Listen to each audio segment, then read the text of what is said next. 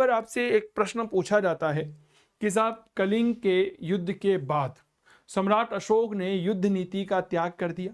युद्ध नीति का त्याग करके वह धम्म नीति को अपना लेता है, लेकिन क्या अशोक का धम्म वास्तविकता में धम्म था? हम इसके बारे में क्या मानते हैं?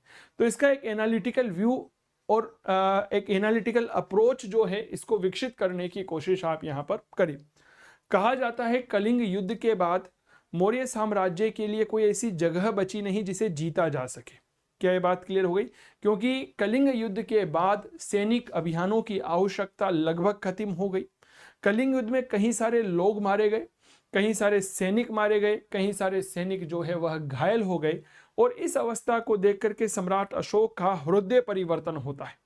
ठीक है, हृदय परिवर्तन होता है तो वह कलिंग के मैदान में बैठ करके कहता है कि अब मैं युद्ध नहीं करूंगा। अरे भाई, युद्ध नहीं करेगा तो मंजीरे बजाएगा क्या? तो कहता है जी धम्म का पालन करूंगा। धम्म मूल रूप से क्या है? याद रखिएगा, धर्म का ही बदला हुआ रूप है। ठीक है, अब यहां पर प्रश्न आया, क्या कलिंग युद्ध के बाद अशोक ने जो धम्म नीति की घोषणा करी थी, क्या वह बौद्ध धर्म था? तो मैं कहता हूं कि कलिंग युद्ध के बाद अशोक ने जितने भी अभिलेख लिखवाए हैं, उन अभिलेखों में बौद्ध धर्म के 4 आर्य सत्यों, अष्टांगिक मार्ग और निर्वाण शब्द का कहीं भी कोई उल्लेख नहीं आया है। क्या ये बात क्लियर हो गई? तो ऐसा माना जा सकता है मेरे प्यारे साथियों कि अशोक व्यक्तिगत रूप से बौद्ध हो सकता है, लेकिन उसका धम्म वास्तविकता में बौद्ध धर्म से भिन्न था। क्यों भिन्न था? क्योंकि बौद्ध धर्म के आधार 4 आर्य सत्य, अष्टांगिक मार्ग और निर्वाण में वह विश्वास नहीं करता था। किसी भी अभिलेख में हमें उपरोक्त तीनों सिद्धांतों की कोई जानकारी नहीं मिलती है। अशोक के धम्म में भी उक्त तथ्यों को शामिल नहीं किया गया। कहा जा सकता है कि अशोक का धम्म एक मानव धर्म था, ना कि बौद्ध धर्म। क्योंकि अशोक अपने धम्म की परिभाषा देते हुए क्या कहता है?